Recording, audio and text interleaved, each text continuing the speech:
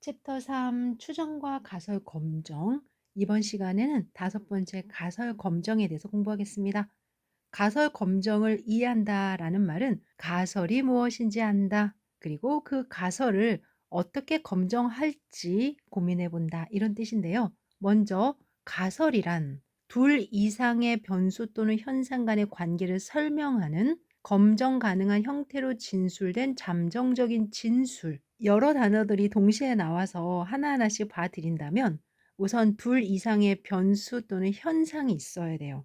아래 보니까 독립변수, 종속변수, 매개변수 등도 있겠죠. 그들 간의 관계, 그러니까 독립변수, 종속변수 y 관계의 형태로. 그러면 독립변수가 뭐예요? 보통은 x고 종속변수는 y인데 무엇에 의해서 무엇이 영향을 받았다. 이러한 글이라고 생각하시면 돼요. 그렇게 가설을 만드는 이유는 검정을 하기 위해서다. 검정이 용이하도록 표현하기 위해서다. 검정? 뭔데요? 곧 설명할 건데요. 검정에 필요한 가설은 크게 두 가지다. 귀무가설, 대립가설. 이제 귀무가설과 대립가설이란 단어를 들어보셨는데요. 아래 2번으로 가볼까요? 가설 검정에서 가설 검정이 뭔지는 모르겠지만 모수에 대해 설정된 가설인 귀무가설이 옳다라고 할 때 표본을 통해서 표본으로부터 선택된 통계량을 계산해서 얻은 관측값과 통계량의 분포에 이론적으로 얻어진 어떤 특정한 값을 비교하여 당신이 주장하고자 하는 가설이 맞는지 기각하겠습니다. 라는 거예요. 무슨 말인지 조금 더 알아듣고 싶어요. 좋아요. 곧 두 개의 가설을 세울 거예요. 하나는 H0라고 이야기하고 또 하나는 H1이라고 이야기합니다. H0는 기존의 사람들이 믿고 있는 가설이에요. H1은 이 기존의 가설에 반대되는 대립 가설이에요.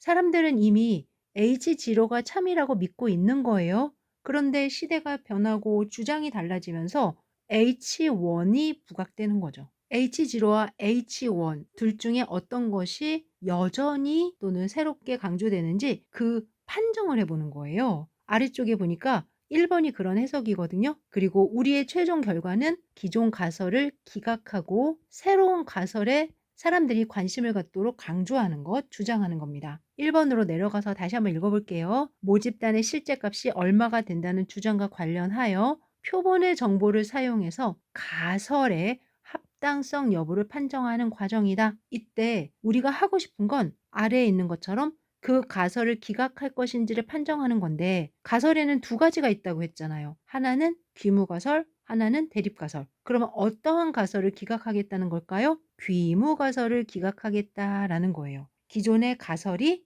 현 시점에서는 수정되어야 되는 거 아니냐. 그래서 귀무가설을 기각하고 사람들에게 대립가설로 관심을 가져달라고 호소하는 거다. 이때 표본의 정보를 사용해서 표본을 통해서 선택된 통계량을 계산하여 그 계산된 관측된 값과 분포 위에서 비교를 하게 되는 건데요. 먼저 기억번 읽어볼까요? 연구자는 항상 귀무가설이 참이다라고 가정하고 표본을 이용하여 얻은 정보들이 귀무가설보다 대립가설에 더 유리한 증거인지를 결정합니다. 먼저 귀무가설이 참이다라고 가정하는 거예요.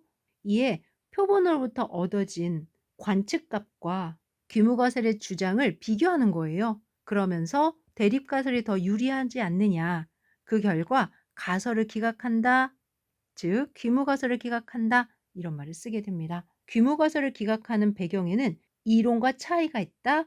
확률적인 오차 범위를 넘어 오류라고 판단된다. 라고 주장할 만한 증거가 있어요. 라고 주장하는 거예요. 왼쪽에 플러스 봅시다. 통계적인 가설 검정은 사회 현상 및 자연 현상 등에 대해서 연구자가 세운 잠정적 진술, 즉 가설이 옳은지 그른지를 표본 자료를 바탕으로 통계적으로 판단하는 과정인데요. 통계 자료를 바탕으로죠. 그렇다면 귀무가설, 대립가설이 무엇인지부터 시작을 해야 될 것 같아요. 두 번째, 가설 검정의 요소입니다. 귀무가설과 대립가설. 귀무가설은 H0이고요. 지로라는 단어 때문에 0, 지로가설이에요. 왼쪽에 보니까 귀무가설이란 귀무, 검정의 기준이 되는 가설로 일반적으로 뭐뭐가 없다, 뭐뭐가 없다, 등과 같이 변하지 않는다, 유지되고 있다 이러한 의도에서 무자가 들어가는 거예요. 귀는 돌아가는 건데 대립가설의 입장에서 주장을 할 거라는 거예요. 그런데 대립가설이 확인이 되지 않으면 원래대로 돌아와서 나를 계속 유지해 줘. 귀무 없었던 것으로 돌아와. 그리고 H0에서 지로는 널이죠. 널은 없다라는 영어 기호인데요. 이와 같이 없어요, 출발점이에요, 통계적으로는 차이가 없어요, 효과가 없어요 이렇게 표현을 합니다. 쉽게 말하면 현재 믿어지는 가설이에요. 그리고 대립가설 입장에서 확인이 안 되네요라고 하면 돌아갈 가설이기도 하죠. 기존의 주장을 대변하는 가설이다. 조사자 입장에서는 지지하지 않는 가설이죠. 주로 기존의 사실을 위주로 보수적으로 세우게 됩니다. 이에 비해서 대립가설 또는 연구가설이란 표본에 근거한 강력한 증거를 통해서 입증하고자 하는 가설이에요. 봐라, 내 주장이 맞지 않냐.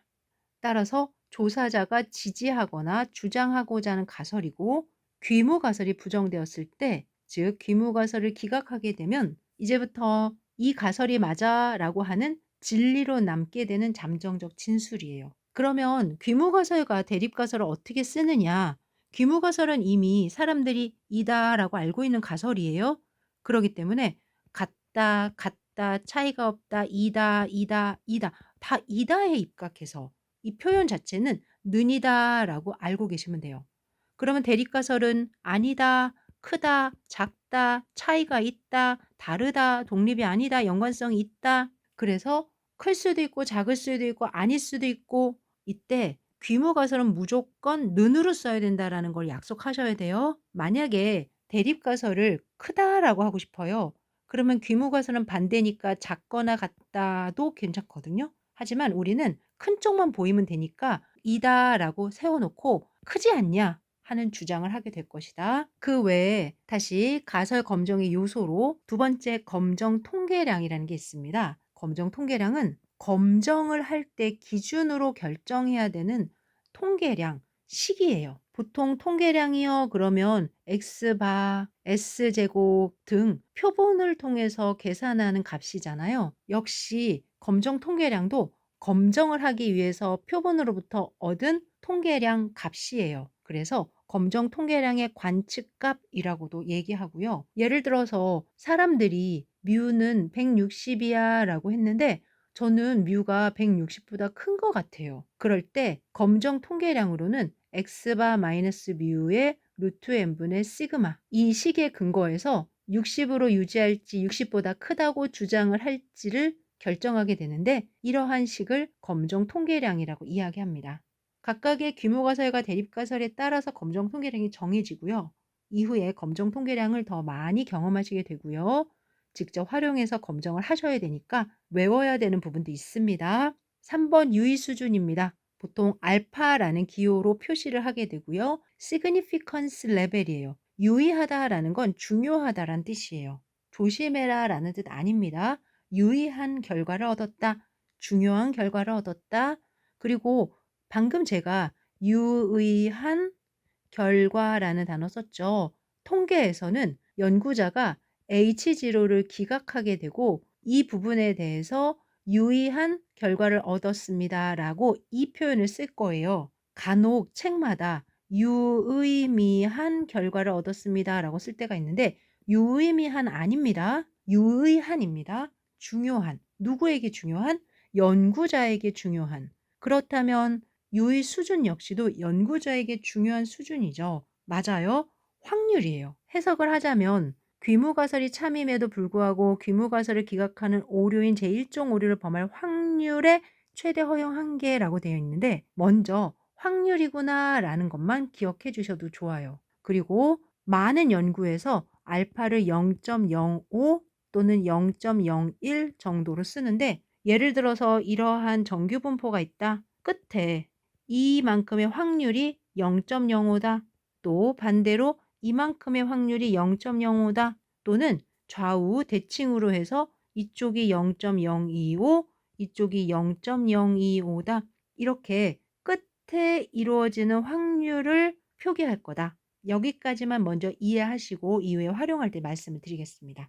귀무가설이 참임에도 불구하고 귀무가설을 기각하는 1종 오류를 범할 확률이라는 단어도 1종 오류, 2종 오류 할 때 설명해 드릴게요. 먼저 그림에서 이 끝에 0.05, 0.05 또는 양쪽으로 해서 0.025 합해서 0.05 이 부분을 기억하고 있어라. 다음 페이지에도 그대로 설명이 되어 있는 것처럼 일반적으로 알파는 0.055% 또는 0.01, 1%로 설정하며 의사결정의 기준이 되기 때문에 연구가 시작되기 전에 설정한다. 이때 연구자에게 중요한 확률이 알파라고 그랬어요. 이 부분을 조금 설명해 드리면 우리는 분포를 설정해서 기강력이라는 걸 논할 거예요. 아래쪽에 보니까 기강력, 채택력 이런 단어가 있거든요. 이때 말하는 기강력이란 분포가 하나 있다. 그러면 이 분포에서 0.05에 상응하는 이 범위가 정해지죠. 이 범위가 기강력이에요. 뭘 기각할 건데? H0를 기각할 거야. 그 말은 연구자에게는 좋은 영역이라는 거죠. 그러면서 현재 사람들이 주장하는 의견과 달라라는 표현을 이 기각력에 내 결과가 들어가라고 이야기를 할 거예요. 그때 저 귀무가설 쪽에서 저에게 너의 결과가 확인되는지 허용해 줄게라는 허용 한계란 단어를 쓰는 거예요. 중요한 건 이만큼을 0.05로 본다. 그리고 그 범위가 기각력이다. 그리고 이 기각력 안에 내가 계산한 검정 통계량의 값이 들어가면 H0를 기각하게 되고 그러면서 사람들에게 새로운 주장을 호소하게 되는 거예요. 동그라미 2번에도 의사결정의 기준이 된다라는 이야기를 하는 게 이 기준값, 바로 임계값이라고 이야기하는데 임계값의 전후로 귀무가설을 유지할지 수정할지가 결정된다라는 거죠. 동그라미 3번에 연구자가 이론적 배경이 강하면 유의 수준을 낮출 수 있다. 즉 0.05라고 했다가 0.01로 0.01로 낮춘다는 건 기각력을 작게 하겠다는 뜻이죠. 기각력이 작다는 건 연구자에게는 가능성이 희박해지는데 그만큼 강력해지는 거예요. 희박해졌는데도 불구하고 확인이 됐다라는 거죠. 또한 제1종 오류를 범할 확률을 적게 하기 위해서 0.05에서 0.01로 낮출 수도 있습니다. 유의 수준 알파이고요. 유의하다는 이야기 했었죠. 따라서 귀무가설이 기각되면 유의 수준 뭐뭐 하에서 통계적으로 유의합니다. 이렇게 표현하면서 H0를 기각할 테니 H1에 관심을 가져주세요. 이렇게 이야기를 합니다. 오른쪽 플러스를 보니까 이러한 유의 수준을 이용하는 검정법을 유의 수준 알파 검정법이라고 한대요. 먼저 알파를 정한 다음에 그 알파를 기준으로 기각력을 세우고 기각력 안에 검정 통계량의 값이 확인되는지를 보는 그러한 검정법이 되는 거죠. 또한 연장선에서 아래 귀무가설이 기각되지 않았을 경우가 있겠죠. 그러면 유의 수준 알파에서 귀무가설이 기각되지 않았다. 이렇게 서술을 하지는 않습니다. 왜냐하면 연구는 귀무가설이 참이고 귀무가설을 유지하는 거로 시작을 하는데 기각이 되지 않았다는 거는 유지하라는 뜻이잖아요. 그렇기 때문에 귀무가설을 기각하지 않는다. 귀무가설을 채택한다. 이런 단어를 쓸 필요가 없다. 그러면 어떻게 되죠? 본 연구는 연구자가 원하는 결과가 안 나온 거죠. 따라서 연구자 입장에서는 잠시 멈춰야 되겠다. 안 되겠다 하고 멈추게 됩니다. 멈추게 됩니다. 외부에 소개를 하지 않게 될 거다라고만 말씀을 드릴 수 있을 것 같아요. 그런데 보통은 유의 수준 하에서 기각되기를 바라고 연구를 하게 되고요. 기각된 것들이 사회에 소개가 되긴 하죠. 귀무가설을 기각했다는 것은 귀무가설이 거짓이다라는 뜻은 아닙니다. 그보다는 내가 뽑은 표본에 의해서 귀무가설을 받아들일 만한 충분한 증거를 갖고 있지 않아서 귀무가설이 거짓인 것 같아요. 이런 이야기를 하는 겁니다. 누군가가 귀무가설을 기각했다라고 이야기했을 때 그럼 이제부터 대립가설의 시대야 이렇게 이야기를 하는 것도 옳지 않다라는 말씀을 드리는 겁니다.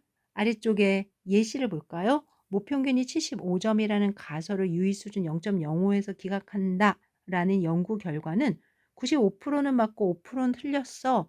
에? 똑같은 연구를 100번 실시했을 때 75점인 경우가 5번 나오고 75점이 아닌 경우가 95번 나와 이렇게 해석하는 게 아니라고요. 이때의 95% 5%는 유지할 것이냐 바꿀 것이냐라는 선택의 가능성을 둔 거지 95% 믿어라 5% 틀렸다 이런 해석 절대 아니다. 그리고 여러분들이 현재 제가 준비한 자료와 제 강의를 통해서 수업을 하시잖아요. 그럴 때 이러한 예시들 모두 기출 예시들입니다. 하나하나 읽어 드리는 이유가 있는 거예요. 이후에 기출 문제 풀거나 동영 문제 풀 때 빠르게 확인하면은 답을 쓰고 다음 문제로 넘어가기 쉽잖아요. 제 설명을 오다 가다가라도 꼭 들으시면서 공부해 주세요.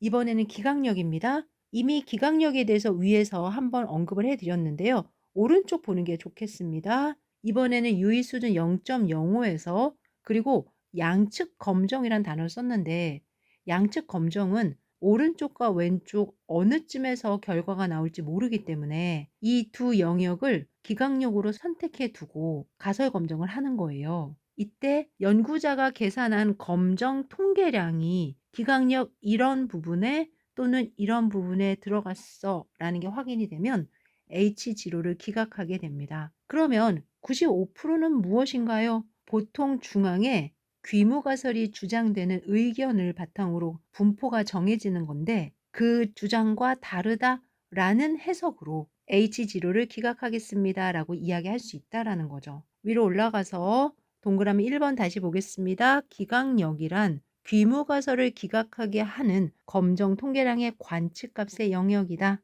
유의 수준이 커질수록 기각력은 넓어진다. 즉 유의 수준이 0.05면 이만큼의 범위였을 때 기각력이라면 유의 수준이 0.01이면 이만큼의 확률값을 가진 범위니까 작아지는 거 확인이 되시죠? 그러면 교수님 유의 수준을 더 많이 늘리는 건 어떨까요? 그렇게 늘리면 H지로들이 화를 내거든요. 그냥 내 영역이 유지되는 게 중요한데 니네들 자꾸 기각시키겠다고 넓히겠다는 거냐? 이렇게 화를 냅니다. 기각력에 대한 이야기를 함께 했는데요. 상대적으로 채택력이라는 것도 논할 수가 있어요. 채택력은 H지로를 유지할 영역을 이야기하는 거죠. 규모가설을 기각하지 않을 범위가 되는데요. 단어는 acceptance라고 해서 채택력이지만 규모가설을 기각하지 않으면 연구는 다른 해석이 필요가 없어져요. 이전의 아이디어를 유지하겠습니다. 라고 얘기를 하게 되니까요. 여러분들 임계값은 무엇인 것 같아요? 바로 채택력과 기각력을 나누는 기준이 되는 값이죠.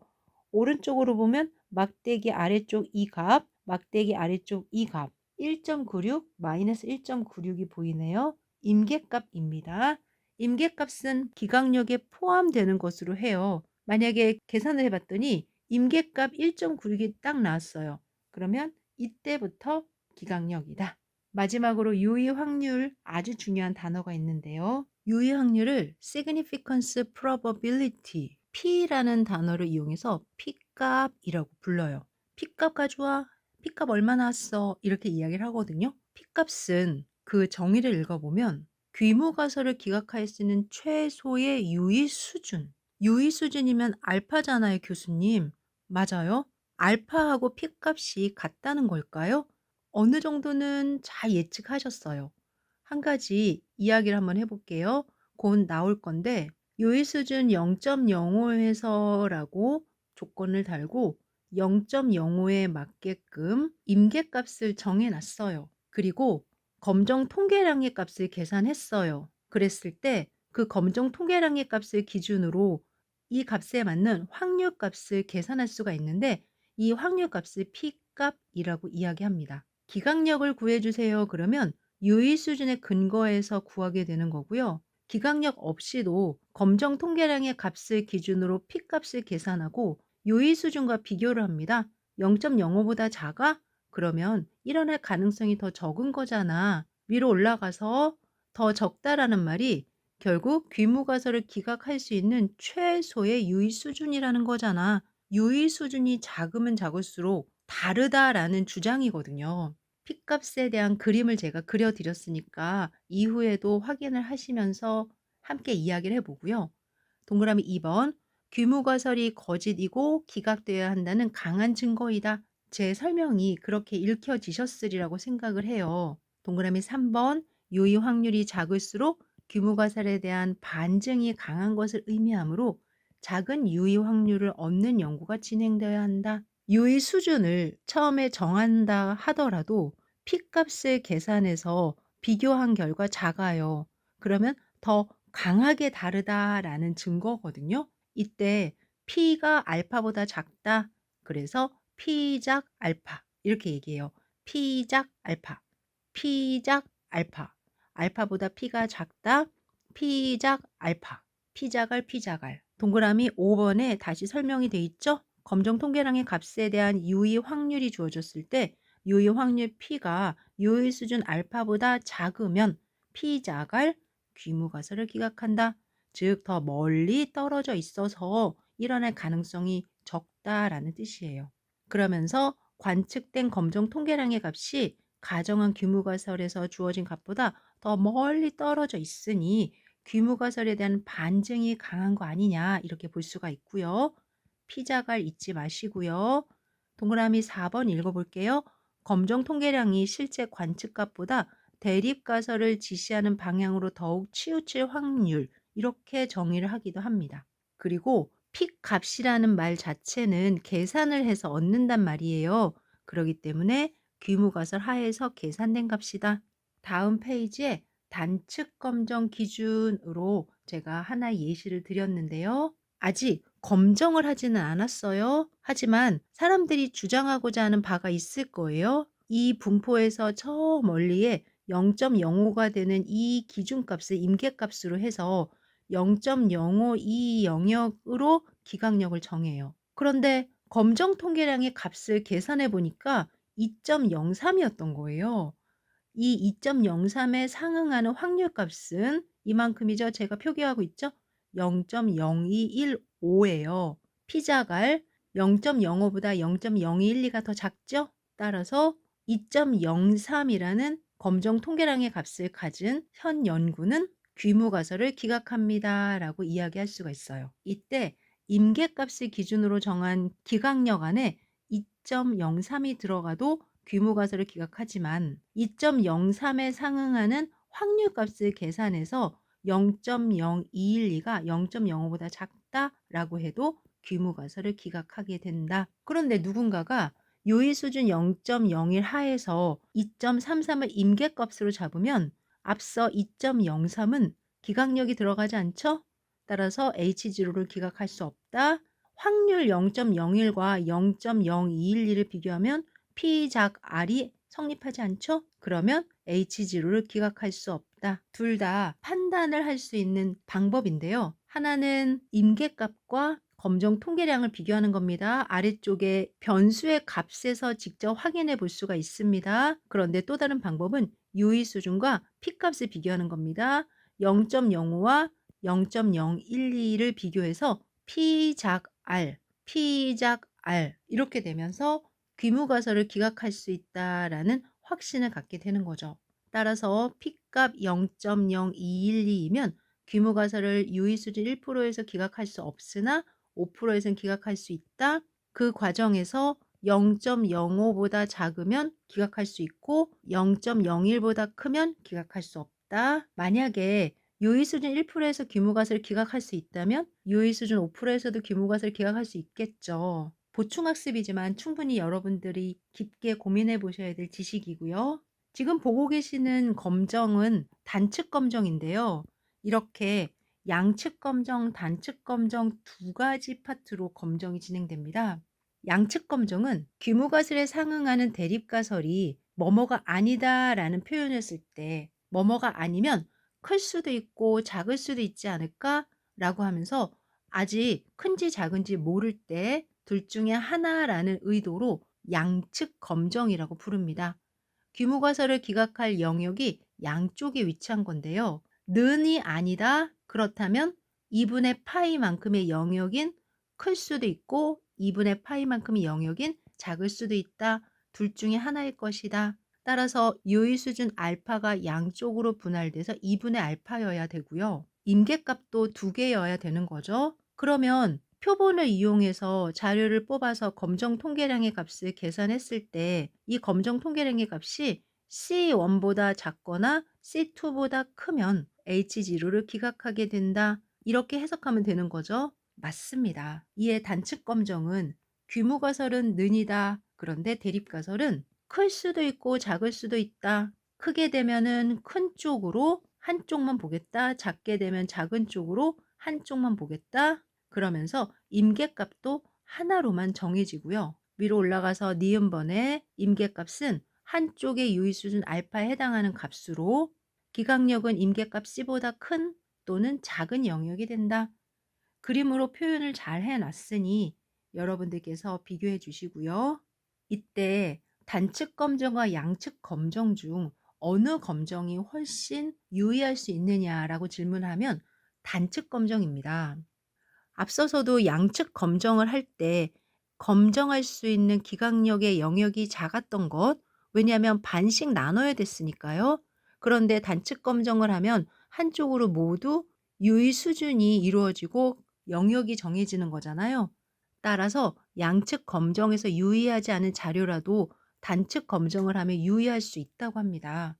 예를 들어서 단측 검정의 0.05의 입장에서 본다면 임계값이 C쯤인데 양측 검정에서는 0.05니까 임계값이 조금 더 멀어지겠죠. 그 사이에 검정 통계량의 값이 들어있다면 단측 검정일 때는 유의하지만 양측 검정일 때는 유의하지 않게 나온다라는 겁니다. 따라서 양측 검정보다 단측 검정이 귀무가설을 쉽게 기각할 수 있다. 단측 검정이 양측 검정보다 검정력이 강하다고 할 수 있다. 이렇게 해석을 합니다. 검정력에 대해서는 이후에 다시 설명을 할 건데 지금 제가 읽은 이 부분 세 문장이죠. 시험에 한 번씩 잘 나오는 문구예요. 꼭 기억하시고요. 오른쪽에 양측 검정에서의 P값은 한쪽 꼬리 확률에 곱하기 2를 해서 전체 값을 다시 완성해 주셔야 돼요. 양측 검정은 항상 양측을 합쳐서 0.05가 되거든요. P값은 내가 계산한 값에서의 확률 값이죠. 오른쪽만 계산하면 되지 않고 왼쪽도 같이 계산해서 이 두 부분을 합쳐서 P값이라고 계산합니다. 예를 들어서 각 꼬리 확률이 0.0212이면 유의 확률은 곱하기 2를 한 0.0424이고요. 이 결과가 0.05보다 작으니까 유의합니다 라고 해석을 할 거예요. 앞서서는 단측 검정으로 예시를 드렸는데 양측 검정이면 0.0424가 유의 확률이 된다. 이 부분도 계산하실 때 놓치시면 안 됩니다. 세 번째, 가설 검증의 오류인데요. 앞서 유의 수준을 고민할 때 이런 이야기를 했을 거예요. 귀무가설이 참임에도 불구하고 귀무가설을 기각할 확률, 그리고 제1종 오류를 범할 확률을 유의 수준 알파라 한다. 그러면 여러분들은 이미 유의 수준 알파를 들어보신 거고요. 제1종 오류란 단어도 들어보신 거예요. 가설 검정과 관련해서 설명해 드렸던 부분과 결이 다르기 때문에 지금의 내용만 집중해 주시면 좋겠는데요. 시험에는 정말 잘 나오거든요. 우리에게는 귀무가설과 대립가설 두 가지의 진리가 있습니다. 사실 귀무가설이 진리인지 대립가설이 진리인지 몰라요. 오랫동안 귀무가설이 진리라고 생각하고 살아왔는데 누군가가 반대로 대립가설이 진리다라고 하면서 귀무가설을 기각하려고 해요. 이와 같이 세상에는 두 가지 진리를 놓고 어떨 때는 귀무가설이 옳다고 의사결정을 할 때도 있고요.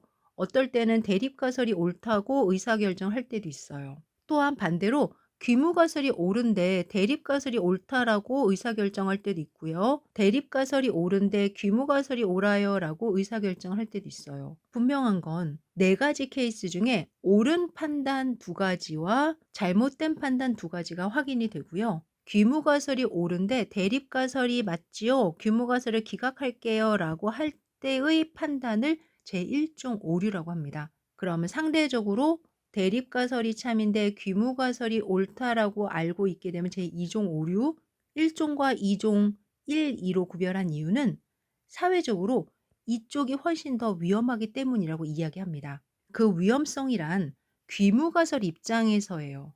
귀무가설은 오랫동안 사람들이 믿어온 관행이다 이렇게 생각해 보세요. 그렇게 믿어왔는데 누군가가 그 믿음이 틀렸다고 주장을 하는 거예요. 그러면 너무나 위험한 거죠. 오랫동안 어떤 식수를 사용해 왔어요.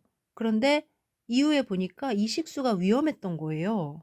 그래서 "이 물은 식수로 쓸 수 없으며 식수로 썼을 때 치명적입니다."라는 소개가 들어 있으면 지금까지 이 물을 먹어왔던 사람들은 믿을 수 없는 상황이 된 거죠. 굉장히 위험하거든요. 이러한 해석으로 제1종 오류다라고 생각하시면 될 것 같습니다. 당연히 제2종 오류도 위험합니다. 연구자의 판단에 의하면 대립가설이 참이거든요. 그래서 사람들이 빨리 대립가설을 믿었으면 좋겠거든요. 그런데 귀무가설을 믿고 있는 거예요. 어떻게든 틀렸다라고 주장을 하고 싶은데 사람들이 안 듣는 거예요. 그러면 이 부분에 대해서도 위험하다라는 거 맞잖아요. 그리고 귀무가설이 참인데 대립가설이 옳다라고 허용할 확률을 유의 확률, 유의 수준 알파, 대립가설이 참인데 귀무가설이 참이야라고 허용할 확률을 베타라고 이야기합니다. 또한 대립가설이 입장에서 일어날 가능성을 전체 1이라고 두면 베타를 제외한 나머지가 1 베타가 되죠. 이 부분은 대립가설이 옳은데 대립가설이 옳다라는 걸 받아들이게 된 거예요. 옳은 판정이죠. 이 판정은 연구자에 의해서 이루어지는 거잖아요. 연구자가 검정을 하는 힘이라고 보는 거죠. 그래서 검정력 1 베타. 여기까지 해서 저는 이 표를 여러분들이 꼭 외우시기를 바랍니다. 어떻게 외우나요? 오른쪽에 무조건 H0, H1, H0, H1, 위에는 진실이고요. 왼쪽은 의사결정이에요. 이제 저랑 해볼게요. H0가 참인데 H0가 맞대요. 옳은 결정. H1이 참인데 H1이 맞대요. 옳은 결정. 더 이상은 다른 의미가 없습니다. 그런데 H0가 참인데 H1이 맞대요. 제1종 오류. H1이 참인데 H0가 맞대요. 제2종 오류. 그리고 1종 오류를 범할 확률입니다. 유의 수준 알파. 제2종 오류를 범할 확률 베타. 그리고 연구자의 입장에서 H1을 본다고 그랬죠? 그러면서 2종 오류를 범하지 않을 확률 1 베타, 검정력. 이때 유의 수준 알파의 해석을 다시 한번 해보면 앞서 저랑 같이 유의 수준을 먼저 두고 0.05 하에서 기각력을 두고 H0를 기각할지 판단한다고 그랬죠? 이 확률이 알파잖아요. 이 알파는 H0의 입장에서는 거짓인데 H1의 입장에서는 참인 거죠. 유의 수준 0.05가 의미하는 바를 가설검정 오류의 입장에서 해석해 봤어요. 유의 수준이 0.05다라는 건 귀무가설 입장에서는 거짓인데 대립가설 입장에서는 참인 것. 따라서 연구자는 이 0.05를 부여잡고 연구를 하게 되고 이 기각력 안에 내 연구 결과가 포함되기를 진심으로 바라는 거죠. 저의 이야기가 어느 정도 이해가 되셨을까요? 왼쪽에 옳은 판단입니다. 귀무가설이 참일 때 그 귀무가설을 채택하는 결론, 대립가설이 참일 때 그 대립가설을 채택하는 결론, 옳은 판단, 옳은 판단. 그런데 오판, 옳지 않은 판단이 있는 거죠. 그중에 제1종 오류는 귀무가설이 참임에도 불구하고 귀무가설을 기각하는 오판이고요. 제2종 오류는 대립가설이 참임에도 불구하고 귀무가설을 기각하지 못하는 오판입니다. 그리고 1종 오류를 범할 확률과 2종 오류를 범할 확률 각각을 알파, 베타라고 표기하고 조금 어려운 글이지만 알파와 베타는 서로 반비례 관계이므로 동시에 줄일 수 없다, 트레이드 오프다라고 이야기를 해요. 이 부분을 설명하려면 아래쪽에 그림이 필요한데 이 그림은 굉장히 중요하기 때문에 여러분들이 통계를 공부합니다라고 하면 반드시 이해를 하셔야 돼요. 제가 설명을 해 드릴 건데요. 잠시 플러스 볼게요. 제1종 오류를 범할 확률 알파와 제2종 오류를 범할 확률 베타는 일반적으로 트레이드 오프 관계다. 무슨 말이다? 알파를 늘리면 베타가 줄고 알파를 줄이면 베타가 늘어난다라는 거예요. 따라서 연구자들은 알파와 베타를 줄이거나 늘리려고 하지 말고 표본의 크기를 증가시켜서 이들 사이의 관계를 완화시켜라 라고 합니다. n을 충분히 키우라는 거죠. n이 100개인 것보다 200개, 1000개 이렇게 n의 크기를 통해서 알파와 베타를 적절하게 조정을 하고 검정을 하게 됩니다. 이제 저랑 이 그림을 볼 건데요. 먼저 집중해야 될 곳은 바로 이 색깔이 있는 분포입니다. 귀무과설에 근거해서 만든 분포거든요. 한 가지만 예를 들어 볼게요. H0를 뮤는 160이야 라고 했어요. 그런데 연구자는 뮤는 160보다 클 것 같아 라고 했다 칩시다. 그러면 160을 기준으로 분포를 하나 만듭니다. 그리고 연구자의 주장을 하기 위해서 오른쪽으로 큰 쪽을 보게 되거든요. 즉 160보다 큰 쪽 어딘가에 연구자의 결과가 있기를 바라는 거잖아요. 그래서 유의 수준 알파에 맞추어서 임계값의 기각력을 구해요. 여기까지는 여러분들이 좀 전까지 들어봤던 유의 수준이에요. 그런데 연구자가 연구를 해보니까 뮤가 170이더라는 거예요. 그러면 170을 근거로 사람들한테 왼쪽에서의 분포를 오른쪽으로 옮겨야 될 테니 이제부터 오른쪽의 분포로 관심을 가져주세요라고 주장하고 싶은 거예요. 따라서 이와 같은 분포를 예상할 수 있는데 그때 이 임계값을 기준으로 왼쪽에 회색 보이세요? 회색의 분포? 바로 이 부분이 베타가 되는 거예요. 그러면서 귀무가설의 입장에서 참인 건데요. 대립가설의 입장에서는 거짓인 거예요. 즉 임계값을 기준으로 오른쪽이 알파, 왼쪽이 베타가 되는 거죠. 이 의견을 이후 문제에서 풀 때 다시 한번 안내를 해 드릴 거고요. 그리고 베타의 반대인 1-베타는 제가 표기를 해 드릴게요. 저 좀 보세요. 왼쪽에 회색을 제외한 이만큼 이 영역이 1-베타가 되면서 검정력이 되는 겁니다. 만약에 누군가가 나는 유의 수준을 조금 더 키우고 싶어. 그러면 C 값이 커졌으니까 이쪽으로 오게 된다는 거예요. 그래야 유의 수준이 커지는 거잖아요. 그러면 동시에 회색 영역이 작아지죠. 또한 누군가가 나는 유의 수준을 작게 하고 싶어 하고 C 값을 뒤로 미루잖아요. 그러면 동시에 회색 영역이 될 수 있는 베타가 커지는 거예요. 지금의 제 설명을 깊게 생각해 보셔야 알파를 키우면 베타가 작아지고 알파를 줄이면 베타가 커지는구나. 둘은 동시에 작아질 수 없구나. 만약에 연구자가 알파와 베타를 동시에 줄이고 싶다면 알파와 베타 값을 바꾸는 게 아니라 표본의 크기를 증가시키는 것이 좋겠구나. 이 정도까지 이해하시면 됩니다. 이제 그림을 다시 한번 기호로 또는 설명으로 볼까요? 오른쪽 주황색 파트는 제1종 오류를 범할 확률 알파다. 왼쪽 회색 파트는 제2종 오류를 범할 베타다. 그리고 알파와 베타는 서로 상반이 되면서 하나가 커지면 다른 것은 작아지는, 따라서 둘 다 작아지거나 둘 다 커지게 할 수는 없다. 보통 사회에서는 알파를 기준에 두고 H0를 기각하거나 채택하거나 하는 결정을 하게 된다.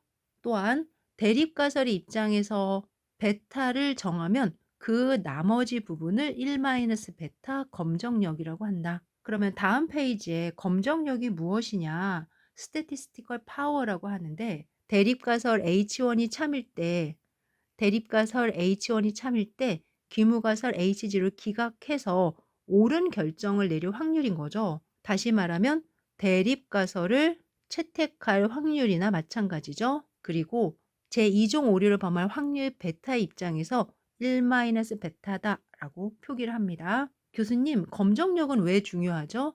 왜냐하면 연구자가 하고 싶은 일이 대립가설을 주장하면서 그 대립가설이 맞고 귀무가설이 틀렸다라는 걸 하고 싶은 거잖아요. 그러니 검정력이 큰 게 좋은 거예요. 그런데 검정력을 키우려면 알파나 베타에 대해서 변화를 갖는 게 아니라 표본의 크기를 크게 하면 검정력이 증가하고요. 두 모집단에 비교해서 두 집단 간의 차이가 클수록 검정력은 증가한다고 합니다. 또한 검정력을 계산해 보면서 확인할 수 있지만 표준 편차가 커지면 검정력이 감소하고요. 리을번 유의 수준이 클수록 검정력은 증가한다. 이때 유의 수준을 0.01에서 0.05로 늘리면 그러면 검정력은 증가한다. 그림에서도 확인하실 수 있죠. 0.05로 늘리게 되면 이 반대쪽의 영역이 처음보다 작아지니까 남은 영역이 커지잖아요. 이렇게 검정력의 특징도 시험에 나옵니다. 마지막 4 번을 보니까 연구자는 제1종 오류를 극소화하면서 검정력을 높이는 자세를 가져야 된다. 보통은 알파를 줄이거나 베타를 줄이는 것 자체를 컨트롤하는 것이 쉽지 않다고 얘기했지만, 그래도 포인트는 알파인 제1종 오류를 범할 확률을 극소화하는 것에 집중을 하게 됩니다. 그 결과로 검정력을 높이는 자세를 가져라라고 많이 조언을 합니다. 왼쪽에 검정력 함수라는 단어가 보이네요. 읽어볼게요. 검정력 함수 파워 펑션이란 귀무가설을 기각하는 확률을 모수의 함수로 나타낸 것이다. 검정이란 귀무가설을 기각하는 거죠. 이렇게 귀무가설을 기각하는 확률을 모수의 함수로 나타낸 것이 검정력 함수라고 합니다. 저도 자세하게는 활용해 본 적이 없어서 이렇게 말씀만 드리고요. 기출문제 체크. 귀무가설 H0가 참인데 대립가설 H1이 옳다고 잘못 결정을 내리는 오류는 먼저 H0, H1, H0, H1, 진리, 의사결정, 옳은 결정, 옳은 결정 1, 2. 질문에서 귀무가설이 참인데 대립가설 H1이 옳다고 잘못 결정을 내렸다. 제1종 오류 1번이다. 시각화해서 외워주시고요. 해설 읽어볼게요. 제1종 오류는 실제로 귀무가설이 참인데 이를 기각하고 대립가설을 채택하는 오류다. 예를 들어서 효과가 없다고 대중적으로 알려진 약을 효과가 있다고 잘못 판단하는 경우, 효과가 없다라는 것이 귀무가설인데 효과가 있어라고 귀무가설을 기각하고 대립가설을 선택하라고 주장을 하게 되었다는 거죠. 앞서 가설 검정이란 H0를 기각하고 H1을 채택하는 거라고 했어요. 하지만 H1의 입장에서는 내가 옳은데 왜 나를 기각하지? 하는 오류로 느낄 수 있다라는 거예요. 제1종 오류, 제1종 오류를 범할 확률을 유의 수준이라고 한다. 다음 시간에 가설 검정의 종류부터 하나하나씩 가설 검정을 해보고요. 빈출선지 OX 문제까지 함께 풀어보도록 하겠습니다.